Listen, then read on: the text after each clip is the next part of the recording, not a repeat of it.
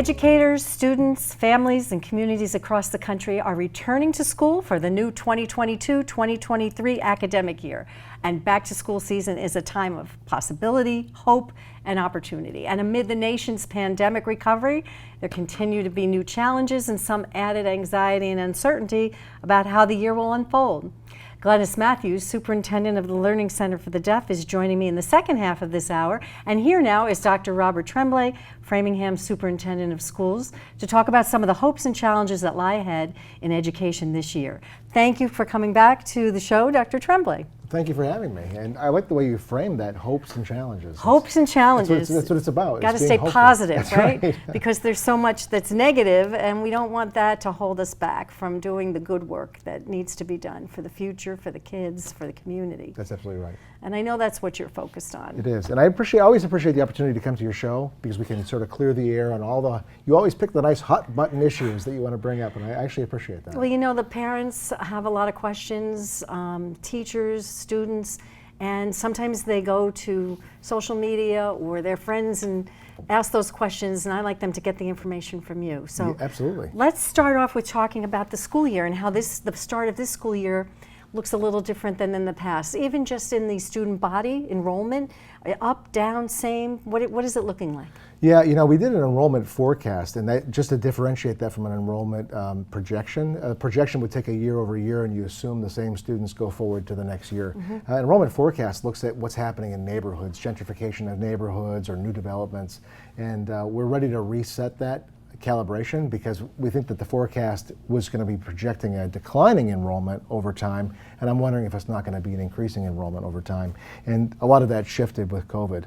People moved out, people moved in, and so we're bringing on a consultant that worked with us before to take a look at the enrollment forecasting. What we're seeing now is about 9,500 students roughly in our schools, not including students that are outplaced. So we're, you know, again, 10,000 strong in the city of Framingham for students. So how do they get those numbers, and are they pretty accurate? Because I know there have been many consultants that have worked for the district over the years that have made all kinds of enrollment projections, and then they didn't really come to fruition. So what is it that you're counting on them to do differently? Yeah, some of that, they really look into the, not just the birth rate data, which is some of the projections, but also what's happening in comparable communities, looking at and they look at the housing market, mm-hmm. which is, I think, you know, it's been really reliable. It's been within 1% margin of error.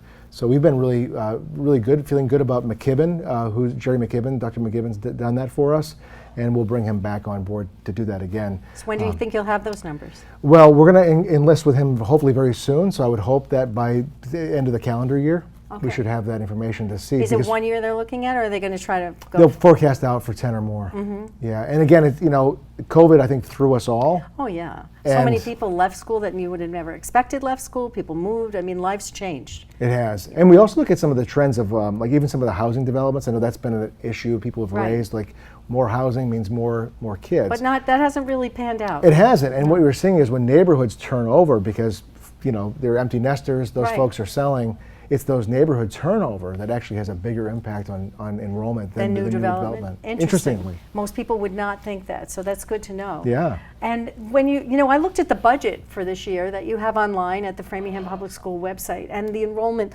looked very similar in terms of 2023 school year versus 22, 21. So it didn't look like there were going to be 9,500 kids coming into the schools. Yeah, and I think that we enrolled about 400 students since July. And so you do have some students that will go.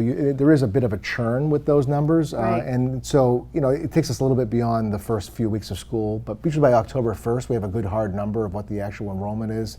Students who we projected would be there are expected to show up on day one who don't. So are you expecting that when you look at that number, you know, is it at the high school? Is it the elementary schools? Like, where are you seeing the largest numbers of enrollment? It's more or less, I would say about 40 or so percent is at the elementary, okay. and then the balance of that is across secondary, middle, and high school. And so it's a fairly volatile number, and so we're trying to get the best we can. You know, you hear about, you know, at least what I've heard is overcrowding at the high school. Right. So the high school is not overcrowded by its design. It's the way students move through the hall. The T intersection that most students are familiar with can be kind of congested. And we were doing some work at the high school to see about how we could mitigate some of that by relocating how students move through the school. Did you solve it? No, because COVID came to town, and then all of a sudden we had plenty of room because everyone was at home learning. You know? So now they're going to be crowded at the T, and they're not going to have masks on. That's it. Right? And it's just like crowd surfing. So we do our best. We try to it's always a moving target, but we're going to continue to do that. But getting educators in front of kids is the number one name of the game. So that's our focus right now. Yeah, so let's talk about that a little bit, because there is a teacher shortage, right? So Yeah, you want to get national. educators in front of kids, and you've got a teacher shortage. We do. So how does that play out? Or do you have actually, I looked at the numbers, I think it said something like 67? So we're down. We've onboarded 175 teachers actually for the year. Since when? Since the last school year. You onboarded 175 You think since about all the retirements. May or June? Yeah. New hires? New hires. Oh my goodness. And so it's not like we've added That's 175 to the No, but to the you staff. you had to hire and train and It's huge. get 175 people It's huge. ready to be in the classroom. Framingham brings in more educators than some of the districts have in their entire district of educators. And so why is that the reason though? Are people just burnt out? Yeah, they are. I think my sense is the pandemic really made education impossible for a lot of people. The recovery was really hard, and the job market overall. I mean, if you go to a service area on the side of the highway, you're going to wait in line for an hour to get fast food because there's no one in the industry. I'm not sure what people are doing for work because they're not coming out. So we were about 45, to answer your question, about 45 teachers short, or in about 37, paraprofessional level staffing. So we're having to backfill with substitutes in the short term. So you have about over 70 openings right now is what you're saying. We do. And so how does that play out in the schools? Are those openings at the high school? Are they at the middle school, elementary? How are they? Where are most of the openings? It's kind of staggered throughout. You may find that we're bringing substitutes in, or we have teaching assistants in elementary school that will do some career ladder promotion. They'll work to cover classes, and then we'll try to backfill the teaching assistant. So it's a kind of across the board. It's not impacting one particular area. But last year we were 100 staff positions short too, and we didn't For the whole fill year? for the whole year. Yeah, we So were able what's to your fill it. total? You were only 70-something staff short right now? Yeah, Or is about that just 45 teaching staff. 45 short. teachings. Yeah. Okay. Which is a big deal. It is a big deal. But so what does that mean? It Yeah, means what does it probably mean? Are larger there more class kids in the sizes. classes? Yeah, and we try to offset that with substitutes, but that's not always a great answer. But we're trying to continue to onboard, and It's not money. I mean, you have the money. we do. And we give the money back, or we spend the money, on resource allocation. Teachers, if you talk to teachers who've left, and I know you do, but I mean, I've talked to some teachers who have left, and the things that I hear them say are, I don't think that their protocols are good enough. They're not looking out for my health and my safety. I worry about safety in the classroom. Sure. I don't have the support systems that I need. Now you have a lot of extra money from ARPA funds. You have an increase in budget. Can you fix those problems, or is it more than that? Yeah, so there's the one piece of getting, certified staff in front of kids and getting that right. I think what we saw last year a lot was we were trying to normalize what behavior was pre-COVID, and you had a year of remote. We thought, well, we did the best we could. Kids came back, masks on, social emotional issues through the roof, and behaviors were escalating. People didn't know how to behave in social environments. They were like isolated for 2 years. And so we spent a lot of resources and time trying to address those concerns. And you talk about hope. I'm hopeful this year is going to be that better year, like we thought last year was going to be. It's almost like you have to reinvent a lot of things. You do. And so it's a lot about wraparound services for families. It's about providing, the kinds of nuanced support that students need to be socially ready and to be able to have this conversation like you and I are having, Right. which people don't know how to do. Adults don't know how to do it either. They don't. I mean, we're seeing that everywhere we go, right? Even adults haven't adjusted very well yet. Yeah, and they take to social media, they take to, I think I'm a pretty available person to answer questions, and I want to hear about the challenges we have. That's another word that you used in the opening, and I agree. We're going to have challenges, and we want to address them, but the way to do that is to communicate with the people who actually can address the challenges. Well, that's true.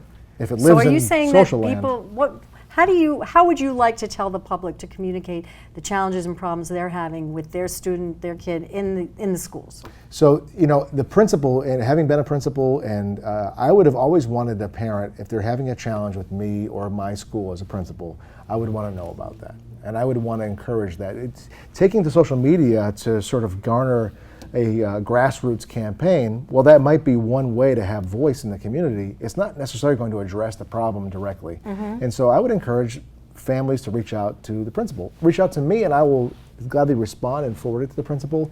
I'm always responsive to parent concerns. And so, yeah, we're available, but that's the right space, not just to grieve in social media. When it's your kid and, you're being pulled in a million different directions and, every day matters because they don't get that time back. Yeah, right.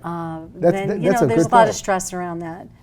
As a parent, if your kid loses a class in 4th grade, they're not going to get that class back in 5th grade. Or a resource that they need, and the parent feels that it's going to affect their development.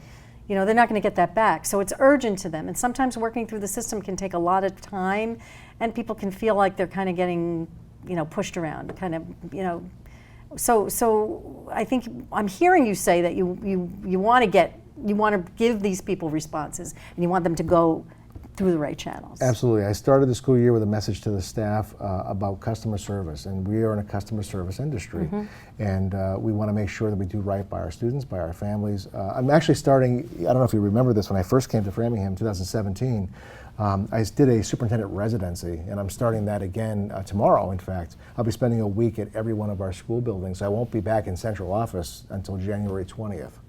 And so I'll be literally on tour at all of our schools. And that's where I can make a difference as a leader in the district. Yeah. I can be in the school, be part of that school culture, hear from parents, staff, students. Now, will you be led around or will you be hanging around? There's a difference. Well, no, so it's not going to be like an entourage. Okay. I'm in the school, and I actually have an auto reply email ready to go tomorrow that says I will be part of the school, describing what I'm doing. I'll be checking email only in the morning, mid-afternoon, and late afternoon. And so I'm going to be in classrooms, talking with kids, having lunch with kids at recess, with arrival when parents are dropping off, just to have chance conversations. So when you do that, you're going to be making a lot of observations. Without a doubt. And what will you do with all of that? So that informs how we spend money, how we prioritize programming, where there's programming gaps. When I hear that there's a programmatic issue, it helps me to sort of connect the dots with that. And you really can't do that from sort of a high-level office unless you're in the trenches. Office. You really need to have more of you need to see it for yourself. You do. So there's, 13, 14 schools in Framingham? 15, including 15. the alternative high school campus. So is that 15 weeks in a row that you're going to be doing that? It is. It takes me out of my office from September, everything's packed, September 1st to January 20th. So who's doing your job while you do that? Me. Yeah. I get to do both. Okay. But you know what? It's the best way to spend the time because you appreciate the people, you hear from students and families and teachers directly, and when it comes time to speak to a program or address a parent concern, whether it's a drop-off or a pickup or a safety security issue or a access issue to a program, I'll be able to see it firsthand and address it in real time.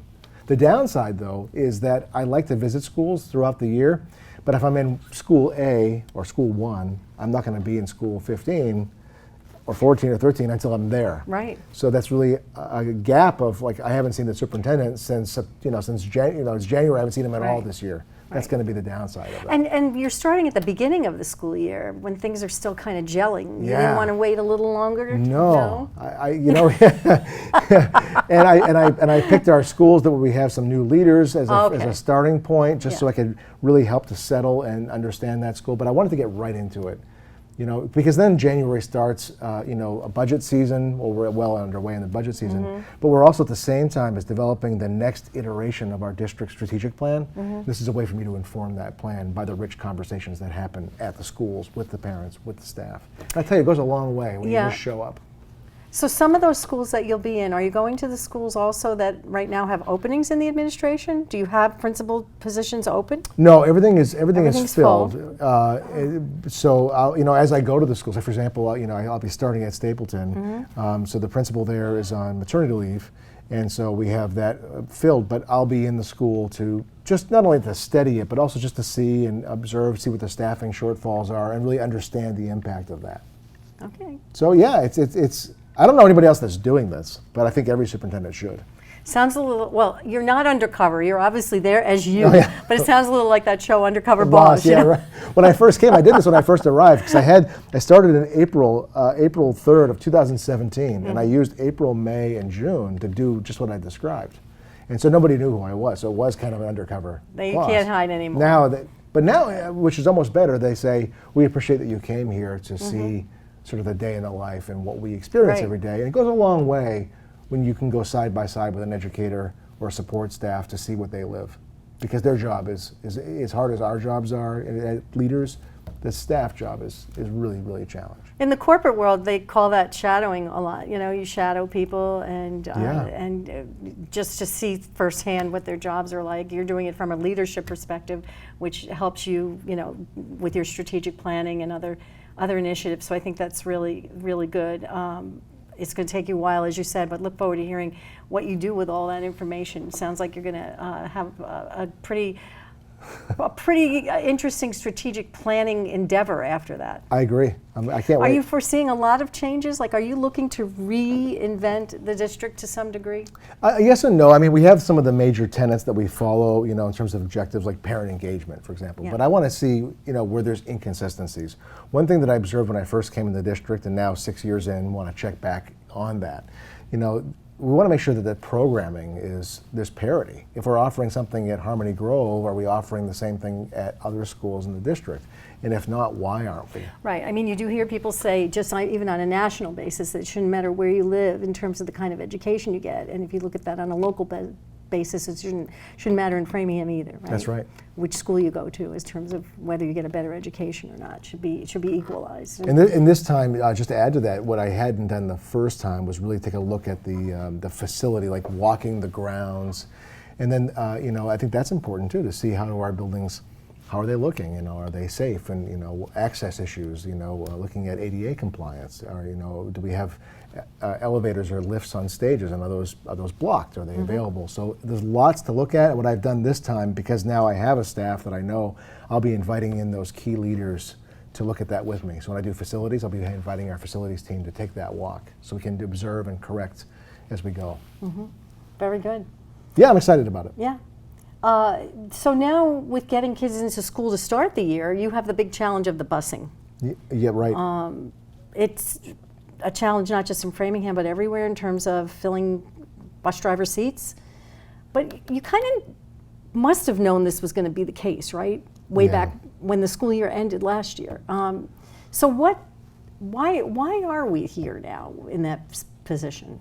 So I talked to NRT, our bus vendor. We had Durham previously, and Durham had a hard time providing the number of drivers we needed. We went through the bidding process with a different vendor, and they're running into some of the same challenges. So we really, there's two ways I want to just describe this. One is that we have a policy, and this is Mass General Law, and so Framingham, just to be clear, Framingham provides transportation service greater than our policy. So the good news is we're doing more than we need to. The bad news is we're not delivering a level of service that we have provided in the past, which is giving every child who needs it the transportation they need. That's where we want to be. Well, yeah, I mean, people hate to hear, well, that's our policy. It's not your practice. It's not our practice, and we want to do better than that, and, Right. we historically have. So we want to get back, and that number is 77 drivers to achieve the current routing that we had before. We were able to accommodate all of our students. That was now down to 10 less than that, so 67, and now that we're down to 60 drivers. So that's had an impact to start the school year, and it's being felt everywhere. But we talked about recruitment efforts. What is NRT doing? Because they're not our employees, they're Right. not our drivers. So they're incentivizing sign-on bonuses, perhaps looking at salary increases for drivers, for retention, whether that's through attendance of the drivers. And I know in Lawrence, NRT, for example, has put up a storefront. People just walking in and can sign them up, but there's that lag time of getting a CDL license to drive a big yellow bus. So there's a recruitment. The effort is to take the 7D drivers, the van drivers, who are already in the pipeline, and then try to encourage those drivers to get their CDL license, and then encourage an onboarding of more 7D drivers. Are drivers also worried about their own safety on the buses now? Because we've seen a lot of misbehavior on the buses. We've seen it, play out on buses. We've seen safety concerns in the schools. Is that weighing into the equation? I think so. We've been working with drivers to give strategies, and at the same time also offered up to pay additional salaries using some of the available ESSER funds to pay for monitors to go on buses. At least if you have another set of eyes on the bus, that can help with the management of behaviors. I don't know for a fact that drivers have left because of behaviors, but it wouldn't surprise me. I mean, I can't imagine having 65, 70 students behind me and kids standing up and you just, driving through the city of Framingham. So we are trying to address that with the drivers, and I think they feel supported by that. I was at the bus yard just this morning. So we're trying to do more of that support as we onboard new drivers, but I'm sure there's a burnout factor. And remember, last year people were coming back with all those behavioral challenges that I mentioned before. So, a driver this morning said to me, hey, I said, how did it go? And he said, well, you know what? Even from my high school to my middle school to my elementary school, every kid sat in a seat this morning. Well, that may not seem like a big deal. That's a good start. It's a good start, absolutely, yeah. Well, let's hope it gets better because I think that the parents whose kids are not getting the buses, it adds a lot of stress and to their day and to their just their whole being right now because they're worried about their kid getting back and forth to school. But ironically, at the same time that you have a bus shortage, the juniors in the high school aren't getting parking places. How ironic is that? I mean, that's the time when you would want people to be able to drive to the high school. Yeah, but there's a supply and demand situation, right? You have some restrictions in the neighborhood. You have more people driving, not necessarily being dropped off. So that was a challenge this year. The high school had only enough spaces for seniors. The good news is they could accommodate all the seniors. Yeah. But the juniors now didn't have that. I mean, it's a problem of privilege. I mean, to be clear, right? Not everybody has a car, not everybody has that option. But still, it's a way to offset the fact that we don't have enough buses. So we are looking at other kinds of solutions. We have begun to explore. We did explore the parking, the lumber yard at the bottom of A Street. Right now, that's not a viable. That didn't come through, though, right? Yeah, it's not a viable option for us at this time. How about a partnership with the MWRTA? Yeah, we bought 5,000 passes using those dollars that I described before to give student opportunity, because there is an MWRTA drop. Right at the high school. Yeah, at the high school on A Street. Any of the other schools have them? No, they don't, because they're actually not allowed to under the law to have a MWRTA stop at a school. But that happens to be one of the locations where that is an allowable stop at the high school. Right. So we are trying to provide that level of access. We've done things too to help families. Like let's say they're coming in for a meeting. We've provided Uber, or Lyft service. Or Tommy's Taxi to get the family to a school-based meeting. So we are trying, using all the options we can. Students are parking, and there's limitations on the neighborhoods where you can park. So it's just a big conundrum that we haven't been able to solve yet. I'm wondering if it's back to the old-fashioned carpooling type of venture. That's one way to do it, or walking to school. Or maybe more organized taking carpooling. A bike. Yeah, we have plenty of bike racks. I mean, maybe even the transportation department could encourage parents who are willing to carpool. It's one of the hard things because the school really can't be condoning, because we don't know who the driver is. Right, and you don't know about insurance and everything else. Exactly, but if they want to organize on their own, I think that's the right use of social media. Hey, everybody, how can we get together and make this work? But you also have an app now for busing, and that app's not working very well right now. Well, as of this airing, maybe that may be different. As of this particular date, you're right. All right. So gotta get these things going. I don't mean to laugh about it, but it's interesting how things sort of trickle up to being a huge problem. We had a technology glitch with that. We hope it'll be up and running tomorrow. By the time this show is airing, I hope that we've long since corrected the problem. Okay. But the app is really useful because you can't predict. Anybody who drives through the city of Framingham knows you can't predict how long it takes to get from point A to point B. So that Edgelog app, is it Edgelog? Edgelog, yeah. So does it work like an Uber thing where you know exactly where the bus is and then shows you the bus, where it is on the route, so you know when your child's gonna gonna be there, assuming that you have. It's a great thing to have. I hope it really works. is. I hope you get it fixed. Me too. If not, we'll find another vendor to deliver it. Okay. It's that important. So let's talk a little bit about some of the vacancies that you're filling, some of the schools. Which schools do you feel right now are most urgent in terms of filling some of the administration positions or teacher positions? That's a good question. I mean, this being just now the first day, I really need to have some more data on that to see where the gaps are, because we're filling some of those spots with either teachers are taking on additional responsibility, or you have substitutes that are coming in that we've hired to cover those roles. So once I get into the schools, I'll know better on that. Right. But we're not missing like critical positions where, I will say though, when you think like an ASD, autism spectrum disorder program, special education, there's some real challenges there. But by the time I came here today, we hired 2 additional staff that we needed, although we're still missing 2, but we got 50% of the delta, of the gap closed. So I'm really confident that we'll continue to work with the FTA, the Framingham Teachers Association. We'll find ways to incentivize. And then we're also doing some pipeline development, working closely with Framingham State University. And some of our dual language programs are difficult positions to fill. And we used to offer, as you know, just at Barberry, a dual language Spanish program. We offer 4 programs now. We offer, Brophy and Barberry offer dual language Spanish, and Harmony Grove and Potter Road offer dual language Portuguese. So now finding educators that are licensed in Massachusetts, that are bilingual or more, is a challenge. Yeah, so the we're more working, specialized a program, the harder it is to find the people That's right. to work in the program. Yeah. But we're partnering with Brazil. We're partnering with getting visas, and so there's a lot of nuance to those positions to hire. But we've done it before. I'm confident we'll do it again. And I just don't know where people are, because these jobs are. And you look at any industry, where are the people? Well, they all went virtual. I shouldn't say they all went virtual, Maybe that's right. But the world changed in terms of people being able to live anywhere they want and work online. And I think that people are looking for that flexibility more than having to be in a location. But that's only part of the equation. There's probably other factors to it as well, a lot of retirees, et cetera. There's that for sure. You have more money right now. You've got ARPA funds and you have another increase in your budget. And you have resources. Right. But so what's your biggest challenge this year? It can't be resources. No, it's going to be, I think it's going to be just the social, emotional, mental health needs of students. That's still an impact from COVID. The isolation, the things that the learning deficit, the learning gaps there. So it's really, what I've asked the staff this year is to really pay close attention to the students in front of them and really see where are those gaps. When a student presents in front of you, they may not always be showing them their whole self. Right. What's the trauma behind that? So it's having trauma-informed staff, and then it's having those right resources aligned to the student. But it takes us knowing every single one of our 9,500 students, and that's the work. That's the work. I use this illustration. I said what I need teachers to do is to engage with kids in ways that are not just teacher to student in instructional modes, but get to know students, get them to really be able to communicate and be social and open up and have those experiences that they've missed.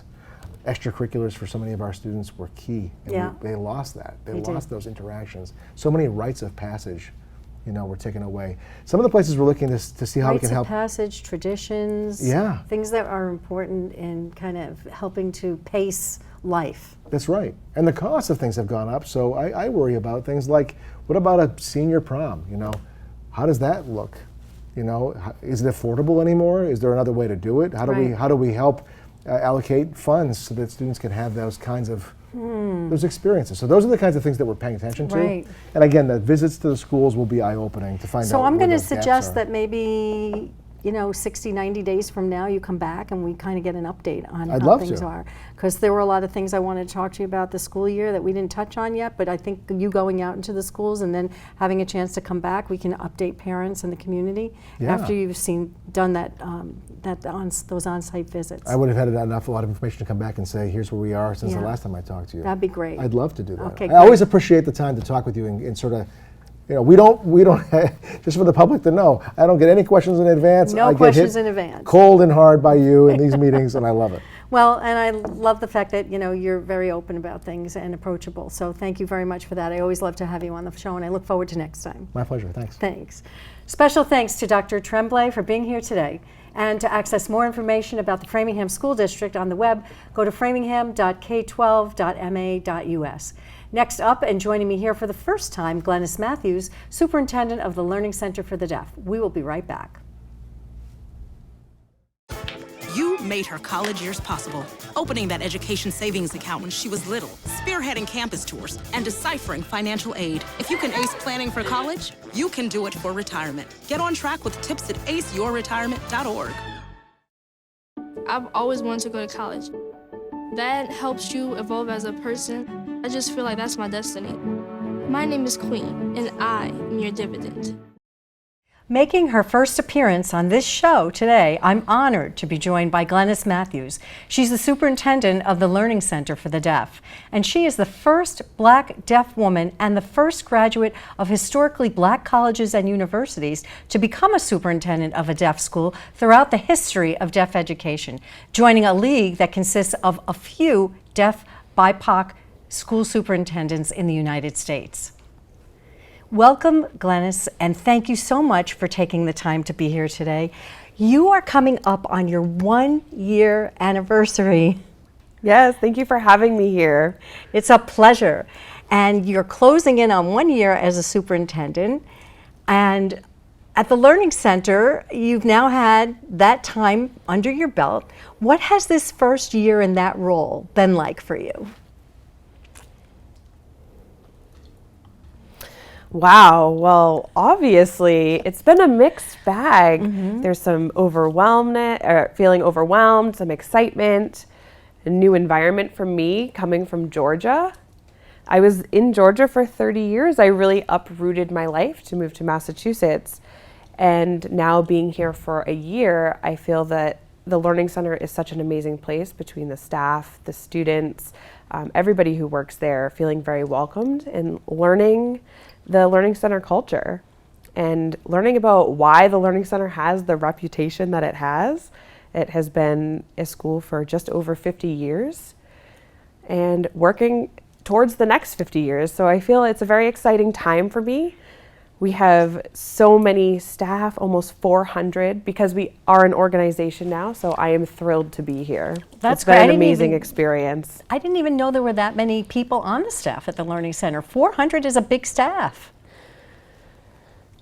Absolutely, yes. Because the Learning Center is now become an organization. Now understand, under the Learning Center, we have 2 schools, the Marie Phillips School and the Walden School.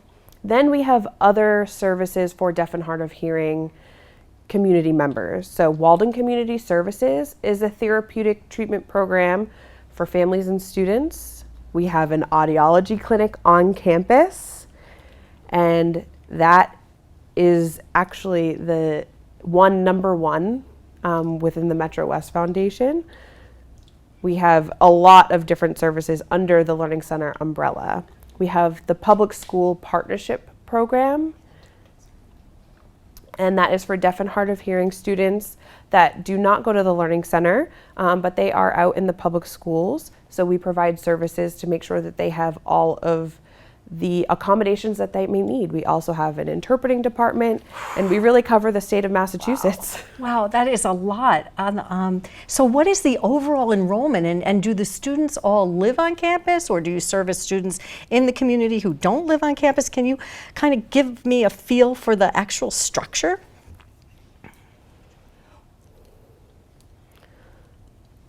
Sure, we have about 190 students enrolled on our campus, and our students come from all over the state of Massachusetts. So we partner with the towns for our services. We do have some residential dorm programs as well. So some students live on campus and other students commute every day.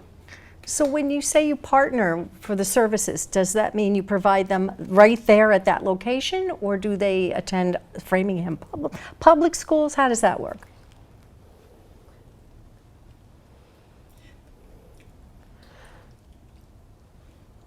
So, for example, if the student lives here in Framingham and they want to come to the Learning Center, we collaborate for them to join the Learning Center campus in that way. So we still work closely with each town to provide the appropriate services that the child needs.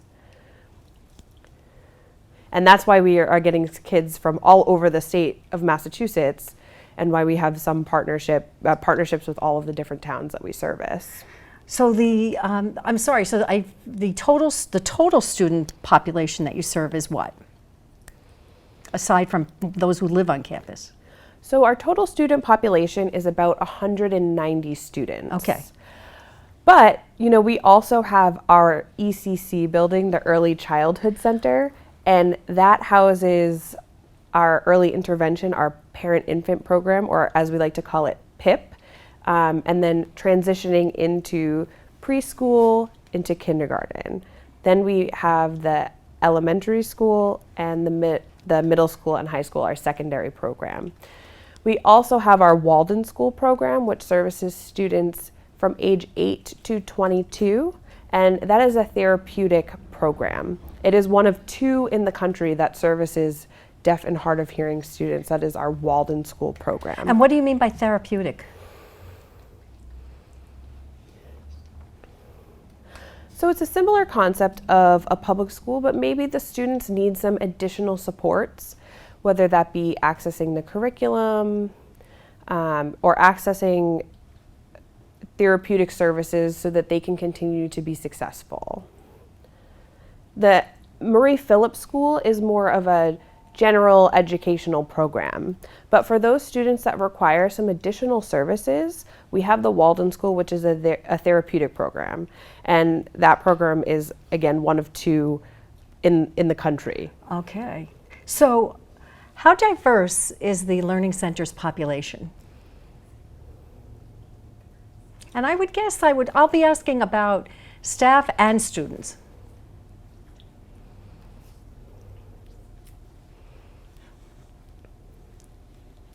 Both students and staff do have quite the significant diversity within our programs.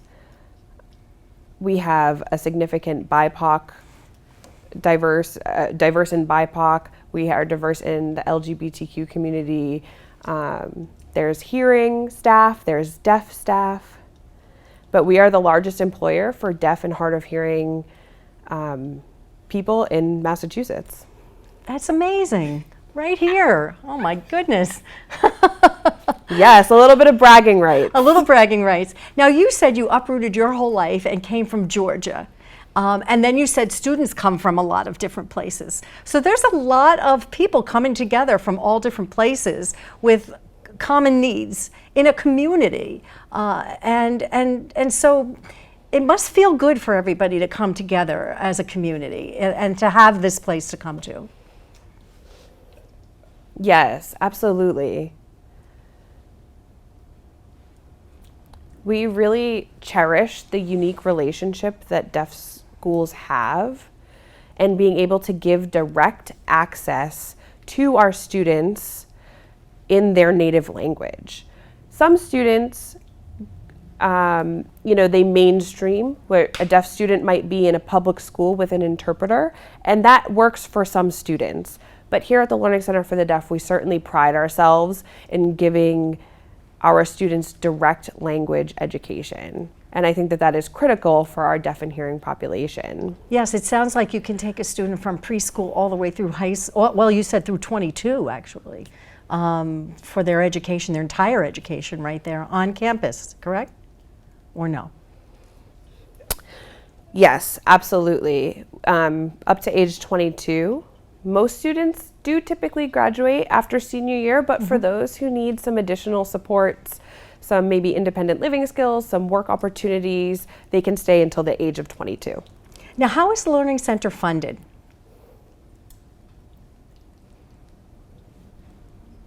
So again, partnering with each town, we have a contract for the student.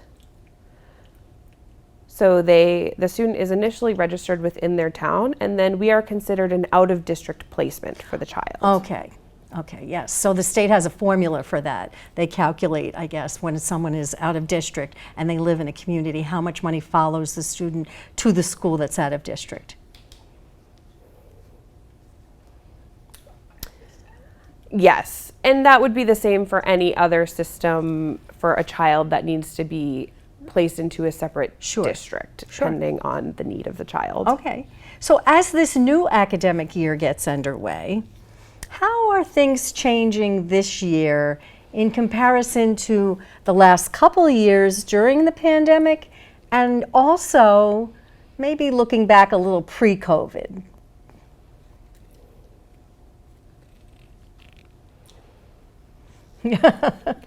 Well, I mean, COVID has impacted all of us. And there is no difference at the Learning Center for the Deaf. We have individuals within our community who experienced COVID differently, as well as our campus culture has experienced, learning how to re-socialize, interact, working through masks. So it has certainly had an impact, learning to transition onto Zoom. Some of those students, the first educational experiences they had were on Zoom, and now they're in person again, and they'd never had that experience. So it's certainly a learning curve.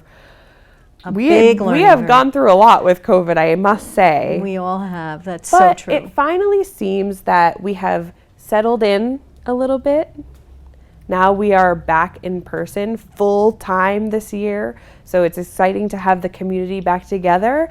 We'll see how this year goes. We've certainly got our fingers crossed for a stable and successful year.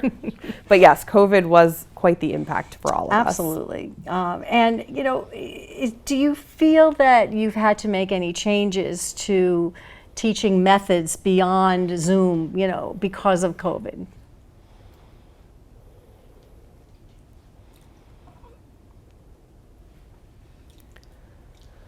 I wouldn't say so much as a change, but I think that it's broadened our scope of the things that we can do, things that we maybe thought we couldn't do before COVID. And so always taking positives from that experience and applying that moving forward. I think we've become more creative. We have considered different needs that we maybe never thought of before. And so I think that is one benefit from having COVID, was to force us to really think outside of the box, be creative, really throw the box away and rebuild. And do you think that's happening more in the area of technology than anything else? Absolutely. Yeah, I would say absolutely. So what are some of the new creative things, tools that you're using that excite you the most and that excite the students the most?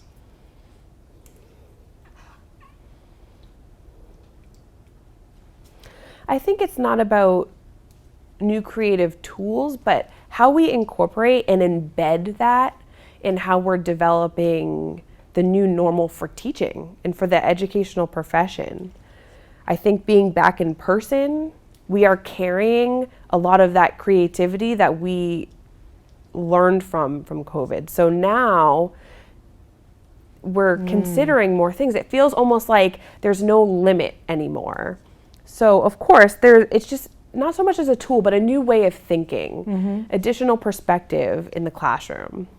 Of course, technology is amazing, and we do include that, Right. but it is not the only way we've gotten creative. So you talked about new ways of teaching. I'm so glad that you really honed in on that, because I do think that that's one of the critical things that we've had to adjust during this whole pandemic. How hard, though, is it for you to recruit teachers? Because you need teachers that are not only good teachers, but teachers that are fluent in American Sign Language. That must be very hard. I guess. You know what, Audrey? Yes. I mean, we are a very unique group of people. And the educational field in general, doesn't matter if it's a deaf school or a public school or what have you, we are trying to recruit the best teachers for our students. And of course, we have the additional layer of trying to provide that direct service in American Sign Language. So the requirements to be a teacher at the Learning Center for the Deaf are a little bit more. So the pool of people becomes a little smaller. If you look Right. at the statistics for deaf education, is quite small compared to just general education. I feel that you know, it is an amazing profession to be involved in deaf education and how we can really give the best for our students. So if there is anyone out there thinking about becoming a teacher or considering that, where would you like them to go? What do you want them to do? Consider deaf education as maybe a specialty. Yes. And do you start to partner with colleges and other institutions to try to build on that succession, on planning, so that you have a bigger labor pool? Yes, definitely. Yeah, we are thinking of our future.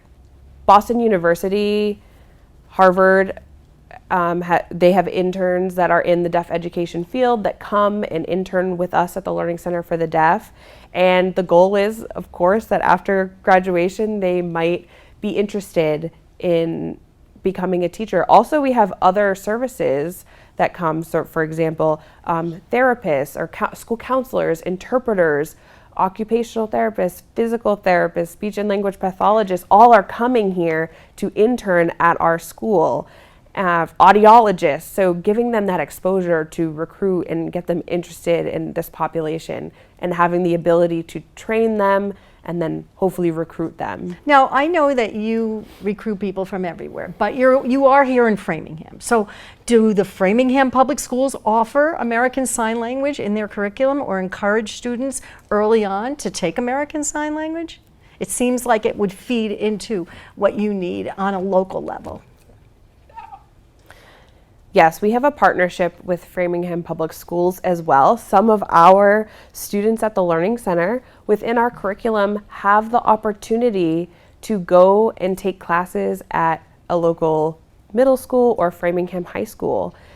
And we offer that as an additional bonus for coming to the Learning Center. So we do collaborate with Framingham Public Schools so that our students have the opportunity to go over there and take a class with an interpreter and learn from them as they learn from us. Oh, I get that. But what I mean is, do you partner with them in a way that, right now they offer Spanish, they offer French, they offer Portuguese. Are they offering the Framingham students and encouraging the Framingham students to take American Sign Language? That would be a big help and a track for them to take from kindergarten all the way through and have a local progression, so to speak. Right. Oh, yeah, absolutely. I'm sorry. I misunderstood. No problem. So we do provide ASL classes for the community at the Learning Center for the Deaf. So if there are families who are learning ASL, and then also we do encourage that language, that second language in a school. So we want that early exposure, thinking about education profession moving forward, having that foundation of the language first is certainly important. Because I know that as Framingham's Brazilian population has grown, so too has the curriculum for teaching Portuguese. And so I think that as the deaf population in Framingham becomes more dominant and more and grows, that it would be great to accommodate that in the Framingham schools more as well as a curriculum. What about... Right, absolutely. How is the curriculum for your students, just the regular curriculum for your students, how is it different than the curriculum for students in the Framingham Public School? Is there a big difference, or is the main difference that it's a bilingual culture? You know, we've got math and English and all the same things, but how similar is it?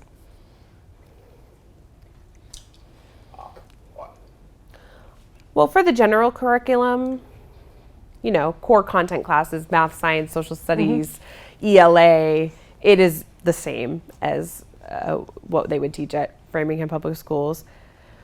The difference is we do teach bilingual, bicultural mode of teaching here. So we use English and ASL in the classroom. Right.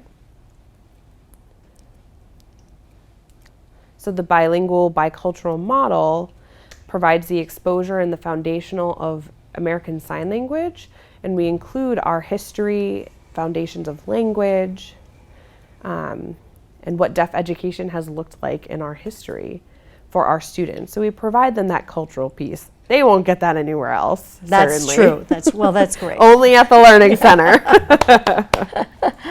Now, your experience in school was different. As I've learned, you were mainstreamed growing up in Michigan, is that correct? And is that correct? Yes, Michigan. Okay, and so as a mainstream student in your public schools, your experience was different than the experience of students going to a deaf school.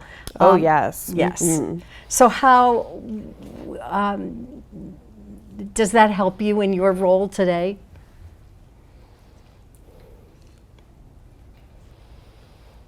Do you draw on that experience and apply it to what you do as in your leadership role here at the Learning Center? Oh, yes. I mean, I'm thinking way back to my own educational back, yeah. experience. My experience definitely helped shape me into who I am today. I was mainstreamed, and reflecting on that experience, I had a good foundation of language growing up. So,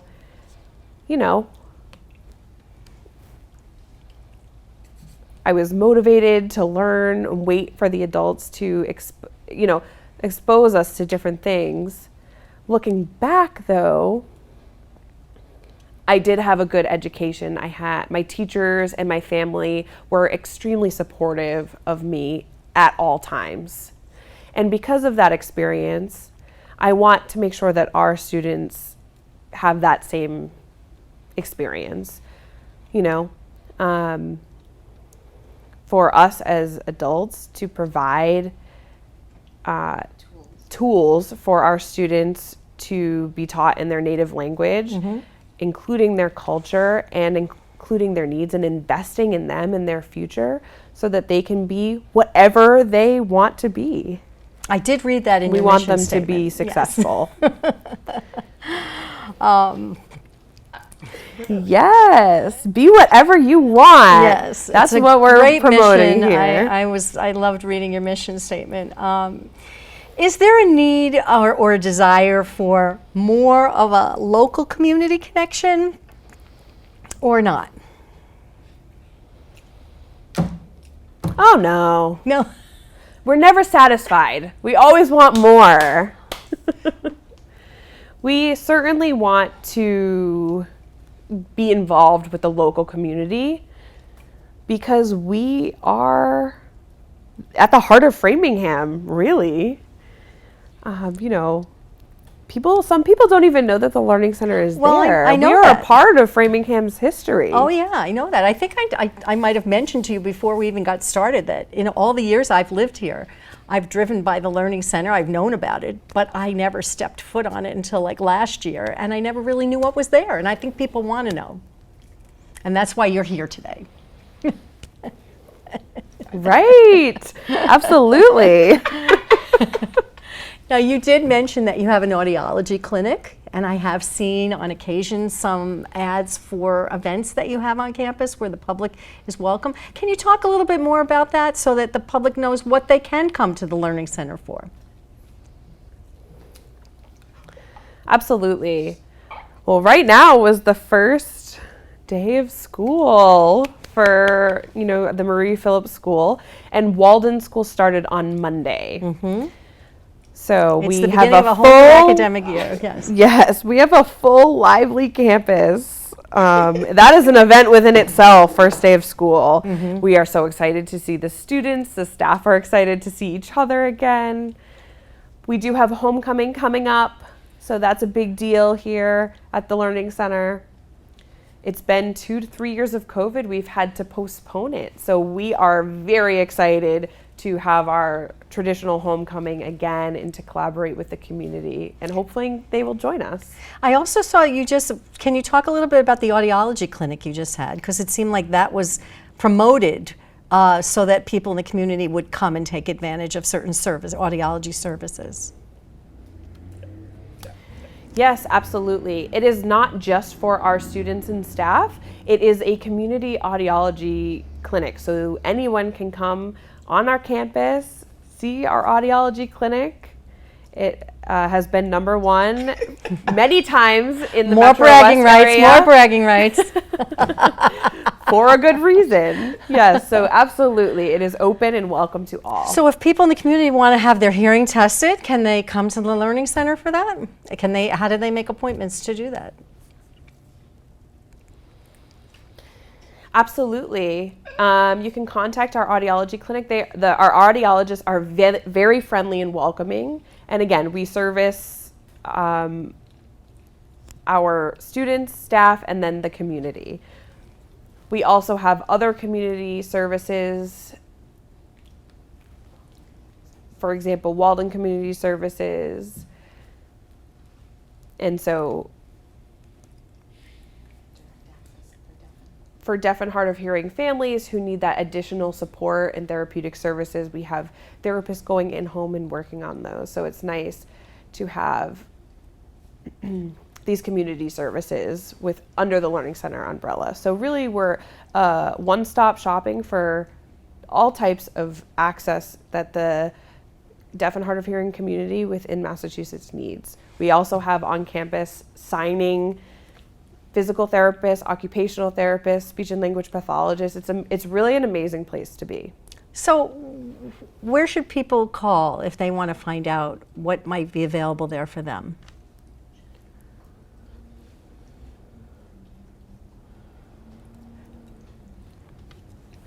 You know, I wish I memorized the audiology clinic number, but you can always utilize You Google. didn't memorize the number? Oh, I know. I'm so old school. I didn't have the number with me. But you can reach out to the Learning Center, the front desk. Okay. They will provide refer you over to any department that No you problem. need to get to. No problem at all. So before we close, I want to know what you would like to tell the community about yourself or about the Learning Center. Something that's on your mind that you just want to share in the time that we have left, so that you leave people with your final remarks. Sure. One thing I want people to be aware of is at the Learning Center, we have made a commitment to be inclusive. And I think that is very important, especially in today's day and age, but most important for our students to feel valued and worthy, to feel that people are investing in them. That goes the same for our staff. Absolutely. So inclusion and equity are at the forefront in our mind, and we are committed to that. And I feel that people who come to the Learning Center really feel that spirit. We are committed to supporting our staff, our students, and their families. And again, it's just a rare opportunity for the deaf and hard of hearing population to be able to get direct access, especially within the educational system. The Learning Center is an extremely unique place, and we are committed to providing language and support in that bilingual, bicultural mode of teaching. And we recognize that, you know, our journey needs to be inclusive of all people and all deaf and hard of hearing people within the spectrum. So, wonderful. You know, Learning Center graduates, we have a big alumni organization. They always come back, you know, maybe sometimes as staff, but they're always involved in providing and doing community projects. So the Learning Center, I would say, above all, we invest in our community. That's so special, and it feels welcoming just hearing you talk about it. So I can imagine how welcoming it feels to everyone who is engaged. So thank you so much. I really appreciate you being here today. Yes, thank you for having me. Thank you so much. Special thanks to Glennis Matthews, Superintendent of the Learning Center for the Deaf, and Dr. Robert Tremblay, Superintendent of the Framingham Public Schools, both sharing the vision, goals, and challenges of education and their schools as the 2022-2023 school year gets underway amid the nation's pandemic recovery, with all the necessary adjustments to the changes that have been taking place. It's no small task and quite complex, as you have heard, but they're all rising to the challenges, delivering the best possible learning experience for their communities and welcoming all to be a part. Thank you for tuning into the Audrey Hall Show, where you will always learn something new.